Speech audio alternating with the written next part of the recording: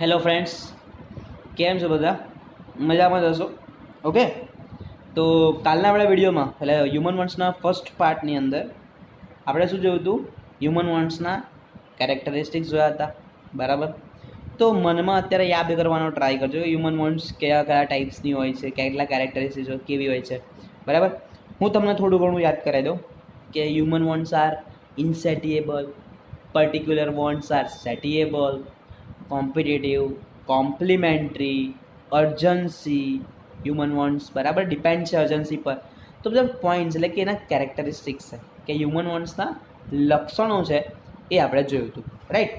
તો એવી જ રીતે હ્યુમન વોન્ટ્સના ટાઈપ્સ પણ છે અને હ્યુમન વોન્ટ્સ શું છે એ પણ આજે આપણા આજના વિડીયોમાં આપણે જોઈશું, બરાબર? આજે બે શોર્ટ ક્વેશ્ચન્સ છે. કાલનો જે લેક્ચર હતો, જે ગઈકાલનો મતલબ જે આની આગળનો જે વિડીયો લેક્ચર હતો એની અંદર જે ક્વેશ્ચન હતો ને થોડો લોંગ ક્વેશ્ચન છે. તમે જે FYની પર્ટિક્યુલર પેપર સ્ટાઇલ જોઈ છે, બરાબર, મેં તમને સમજાવી પણ છે કે પેપરમાં શું આવશે. તો કે પેપરની અંદર 70 માર્ક્સનું પેપર હોય છે, તેમાં 2.5 માર્ક્સના 4 ક્વેશ્ચન હોય છે, દરેક યુનિટમાંથી એક એક, અને 15 માર્ક્સ એટલે કે 15 માર્ક્સનો એક ક્વેશ્ચન પૂછે છે. તમે વિચાર 15 માર્ક્સમાં ક્વેશ્ચન પૂછે છે તો કદાચ એ ફૂલ ક્વેશ્ચન 15 માર્ક્સનો આવે તો કેવા ક્વેશ્ચન જોઈએ? તો કે લોંગ ક્વેશ્ચન જોઈએ. તમે જોયું કે આપણા 17 કે 18 પોઈન્ટ્સ છે જે લાસ્ટ લેક્ચરમાં, બરાબર છે, હ્યુમન વોન્ટ્સના કેરેક્ટરિસ્ટિક્સના. તો એવા બધા ક્વેશ્ચન છે ને આના માટે કેવા રહેશે? જો હોટ ફેવરેટ ક્વેશ્ચન રહેશે. રીઝન શું? તો કે તમને 15 માર્ક્સમાં એક ફૂલ ફ્લેજ ક્વેશ્ચન લખવા મળશે, તમે એને પર્ટિક્યુલરલી પ્રોપરલી વિસ્તારપૂર્વક લખી શકશો અને ક્વેશ્ચન પણ એ ટાઈપ્સનો જ છે. તો આવા બધા ક્વેશ્ચનને ધ્યાન રાખવાના અને બહુ સારી રીતે પ્રિપેર કરવાના. ઓકે, તો ચલો આજનો આપણો વિડીયો ચાલુ કરીએ આપણે. તો એક ક્વેશ્ચન છે ક્વેશ્ચન 2. હવે છે ને આમાં પછી જો તમે આમાં ક્વેશ્ચન બદલાઈ જાય છે અને આ એક ક્વેશ્ચન છે અલગ છે, એક સ્મોલ ક્વેશ્ચન છે જેને 2.5 માર્ક્સની અંદર પૂછાઈ શકે છે. તમારા હું તમને મોકલીશ PDF, ઓકે, એની અંદર જોઈ લેજો. તો કે explain the relationship between human wants and economic activities or human wants are the starting point of economic activities discuss. તો ક્વેશ્ચન ધ્યાનથી સમજો કે relationship between human wants and economic activities, આર્થિક પ્રવૃત્તિ અને માનવની ઈચ્છાઓ બંને વચ્ચે સંબંધ છે, સમજાવો, બરાબર? તો જોઈએ, મેન હેઝ મેની વોન્ટ્સ. માણસની ઘણી બધી ઈચ્છાઓ હોય છે અને બધી ઈચ્છાઓ કેવી હોય છે? અમર્યાદિત હોય છે, તમને બી ખબર જ છે, right? He wants to satisfy them, કે એ ઈચ્છાઓ એને પૂરી કરવાનું મન હોય છે. To satisfy them he must get goods and services.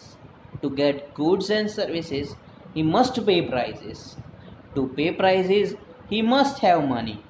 And to get money, he must perform economic activities. આખી ચેન્જ જો તમને સમજાવું, પહેલાં આપણે આખું વાંચી લઈએ. તો કે obviously if there were no human wants, there is no need to perform economic activities. So he can say that existence of human want is the starting point of economic activities. હવે આ એકદમ perfect વસ્તુ છે કે માણસ કામ કેમ કરે છે? માણસ મજૂરી કરે છે, બરાબર છે, માણસ મહેનત કરે છે. એક ભણેલો ગણેલો માણસ, એક હોશિયાર માણસ પણ 24 કલાક કામ કરે છે. કેમ કરે છે? તો કે રીઝન છે, એને પોતાની ઈચ્છાઓ પૂરી કરવી છે, એને પોતાની જરૂરિયાતો પૂરી કરવી છે. તો હવે આ બધી જરૂરિયાતો પૂરી કરવા માટે એને શું જોઈશે? તો કે મની જોઈશે. અને કોઈ પણ માણસને મની ક્યાંથી મળે છે? તો કે માણસને મની મળે છે ઇકોનોમિક એક્ટિવિટી એટલે કે આર્થિક પ્રવૃત્તિમાંથી. હવે તમે જ વિચારો, આપણે એક ડેલીની રૂટીનની લાઈફની વાત કરીએ તો કે તમે હેર કટિંગ માટે જતા હશો. હા, હવે તમે જે હેર કટિંગ માટે જે શોપ પર જાઓ છો અને તમે મૂવીઝમાં જુઓ છો કે તમે કોઈક સારી એવી એમ તમે જોયેલું છે, આપણે વડોદરાની અંદર ઘણી બધી જગ્યાએ તમે જોયું હશે કે વાળ કાપવા માટે, કદાચ એક સિમ્પલ હેર કટિંગની પ્રવૃત્તિ માટે પણ કેટલી અલગ અલગ ટાઈપની ફેસિલિટીઝ પ્રોવાઈડ કરતી જગ્યાઓ છે. પણ એ બધી જ ફેસિલિટીઝ માટે જેટલી ફેસિલિટીઝ અપ જાય છે એટલા એના એક્સપેન્સીસ કેવા થાય છે? હાઈ જાય છે. તો મતલબ આપણે એક સિમ્પલ હેર કટિંગ કરાવવા હોય છે તો બી આપણે વિચારવું પડે છે ને કે ભાઈ મેં અહીંયા કપાવું. કપાવું ક્યાં હોય છે? તો કે આપણે જાવેદ હબીબમાં જ કપાવું છે. 500 રૂપિયા ખર્ચી નાખીએ એકવાર વાળ કપાવવાના, બસ સિમ્પલ. આપણે કમ્પ્લીટ જ વાળ જોઈએ, બટ 500 રૂપિયા એક્સપેન્સ કરી શકો એટલા અર્નિંગ કરો છો નથી કરતા. દેટ મીન્સ એ ઈચ્છા પૂરી થશે નહીં. હવે એ મનમાં ઈચ્છા રહી કે મારે આવી લાઈફસ્ટાઈલ જોઈએ છે, મારે આવું જીવવું છે, એટલે દરેક માણસ શું કરશે? મહેનત કરશે. અને એ મહેનત શેના માટે કરશે? પૈસા કમાવા માટે કરશે. તો હવે એક ઈચ્છા થઈ છે, એ ઈચ્છાઓ પૂરી કરવા માટે શું થશે? તો કે માણસ, તમે કોઈ જે માણસ હોય કે અબજો રૂપિયા બનાવ્યા છે, કોઈ ઝૂંપડામાં રહે છે અને બધા રૂપિયા સંગ્રહ કરી રાખ્યા છે, ના, એ અબજો રૂપિયા એ પોતાની જરૂરિયાતો માટે, પોતાની હ્યુમન વોન્ટ્સને સેટિસ્ફાઈ કરવા માટે જ યુઝ કરે છે. તો મતલબ તમે આ બધા પછી શું ઓબ્વિયસલી આના પછી શું ખબર પડશે? તો કે human wants is the starting point of economic activities, એટલે કે માણસની ઈચ્છાઓના લીધે જ માણસ આર્થિક પ્રવૃત્તિ કરે છે. જેમ કે અમુક વાર, જેમ કે તમે મમ્મી પપ્પાને વિચારો કે પપ્પા તો મારા કોઈ ઈચ્છા નથી બટ બહુ મહેનત કરે છે, તો એ પપ્પાની ઈચ્છા શું છે? મારું ફેમિલી ખુશ રહે, મારા ફેમિલીની ઈચ્છાઓ પૂરી થાય. મતલબ મારા ફેમિલીની ઈચ્છાઓ પૂરી થાય એ પણ એમની જ ઈચ્છા છે. દેટ્સ વાય તે ઇકોનોમિક એક્ટિવિટી કરે છે. તો બધા વસ્તુ પછી તમારે ધ્યાન રાખવાનું કે ઇકોનોમિક એક્ટિવિટી માણસ કેમ કરે? તો કે પોતાની હ્યુમન વોન્ટ્સને સેટિસ્ફાઈ કરવા માટે. તમને ડેફિનેશન MCQ અંદર પૂછાઈ શકે છે આ બધી વસ્તુ, બરાબર? તો એને અંડરલાઇન કરી રાખવાનું ઓર નોટબુક્સમાં લખી અને ઇમ્પોર્ટન્ટ પોઈન્ટ કરી રાખવાનું. હવે એક તમારો ક્વેશ્ચન છે, question number 4, explain the various types of human wants, એટલે કે અલગ અલગ ટાઈપની જે હ્યુમન વોન્ટ્સ છે, માણસની ઈચ્છાઓ છે, એ જોઈ લઈએ. Human wants are classified as under primary wants or necessary wants, બરાબર? માણસની ઈચ્છાઓને એ લોકોએ 3 ભાગમાં વેચી છે. કેટલા ભાગમાં? 3. તમારી સામે જ અત્યારે છે. એમ તો 2 ભાગમાં વેચી છે, બટ તમે એવું સમજો કે પહેલાં જ્યારે અમે જે કોર્સમાં ભણતા હતા, મતલબ આઈ થિંક 2014 કે એની બાજુ, ત્યારે આવી રીતે પાર્ટ નહોતા પડતા. ત્યારે સિમ્પલ 3 જ પાર્ટ પડતા હતા: નેસેસિટીઝ, કમ્ફર્ટ એન્ડ લક્ઝરી. અત્યારે એ લોકોએ શું કરી નાખ્યું છે? પાર્ટ અલગ અલગ કરી નાખ્યા છે. એટલે શું કરી નાખ્યું છે? તો કે નેસેસિટીઝ છે એને અલગ કરી નાખ્યું છે, અને સેકન્ડરી વોન્ટ્સ, પ્રાઇમરી અને સેકન્ડરીને અલગ કરી સેકન્ડરીની અંદર 2 પાર્ટ્સ, કમ્ફર્ટ અને લક્ઝરી કરી નાખ્યા છે. ઓકે, બટ ઇન શોર્ટ તમારે યાદ રાખવાનું કે નેસેસિટીઝ, કમ્ફર્ટ એન્ડ બીજું શું છે? લક્ઝરીઝ. આ વસ્તુ તમારે શું કરવાની? યાદ રાખવાની, રાઈટ? જોઈએ આપણે તો કે primary wants or necessary wants. Primary wants are basic wants, they must be satisfied first. Primary wants are under. હવે બધા એક વસ્તુ વિચારો, તમે જ વિચારો કે તમારા ઘરમાં 2 ટાઈમ જમવાનું મળે છે, એ વધારે ઇમ્પોર્ટન્ટ છે કે તમારા ઘરમાં બહાર ગાડી ઊભી હોય એ વધારે ઇમ્પોર્ટન્ટ છે? તો ગાડી ઊભી હોય એ ઇમ્પોર્ટન્ટ તો છે જ ભાઈ, બધાને જોઈએ જ છે, બટ તમારે 2 ટાઈમ જમવાનું સૌથી પહેલી જરૂરિયાત છે તે પૂરી કરવી પડે. તમારા ઘરમાં ખાવાના હોય, તમારા હાથમાં 50,000નો મોબાઈલ શું કામનો? રાઈટ ને? હા, તો આને કહેવાય નેસેસરી, કે જે વોન્ટને સૌથી પહેલાં આપણે સેટિસ્ફાઈ કરવી પડશે, બરાબર? ફર્સ્ટ છે necessaries for existence. Some wants are satisfied to maintain our existence. Without satisfying these wants, our life becomes difficult or impossible. Minimum quantity of food, clothes and shelter are examples of necessity for existence. તો કે નેસેસરીની અંદર બી છે ને 3 part પાડ્યા છે. કે પહેલું છે નેસેસરી ફોર એક્ઝિસ્ટન્સ. એક્ઝિસ્ટન્સ એટલે આપણું અસ્તિત્વ રહેવું, બરાબર? આપણા અસ્તિત્વ માટે. તો કે આપણા અસ્તિત્વ માટે સૌથી વધારે જરૂરી શું છે? તો કે રોટી, કપડાં ઓર મકાન. શું જરૂરી છે? રોટી, કપડાં, મકાન. આવું સાંભળ્યું છે તમે?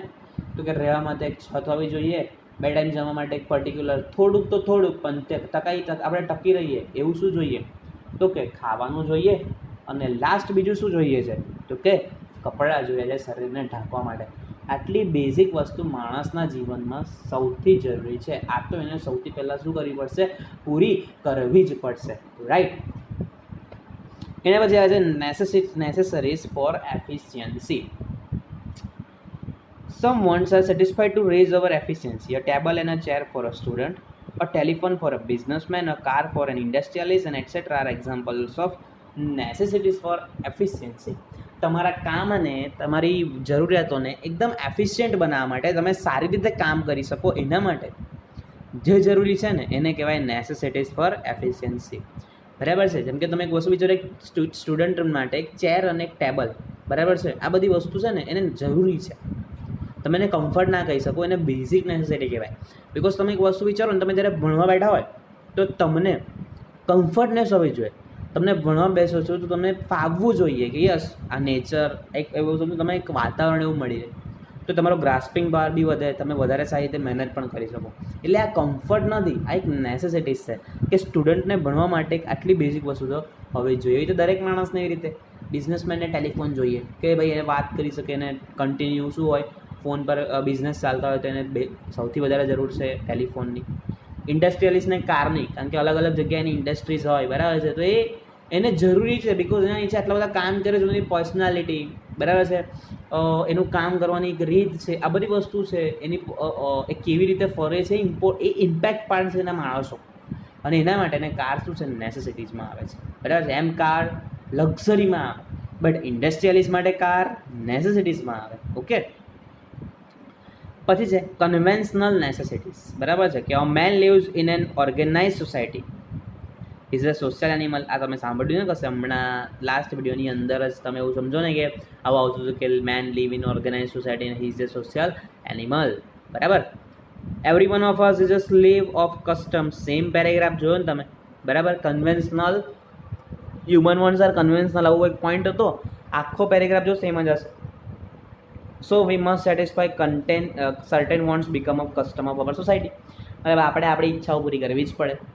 Expenditure on religious activities, occasions like birth, marriage, death, festival and so on are the examples of conventional necessities. આ તમે આખો પોઈન્ટ ક્યાં જોયો હતો કે હ્યુમન વોન્ટ્સ આર કન્વેન્શનલ, એટલે કે માણસે અમુક ખર્ચા કરવા જ પડે. કોઈ માણસ મરે છે, જીવે છે, એના બહાર જે ખર્ચા થતા છે એની ઈચ્છા હોય કે ના હોય, બટ એની કસ્ટમ્સ, એની માન્યતાઓ, એની સોસાયટી કહે છે એટલે એને શું કરવું પડશે, કરવું જ પડશે, રાઈટ.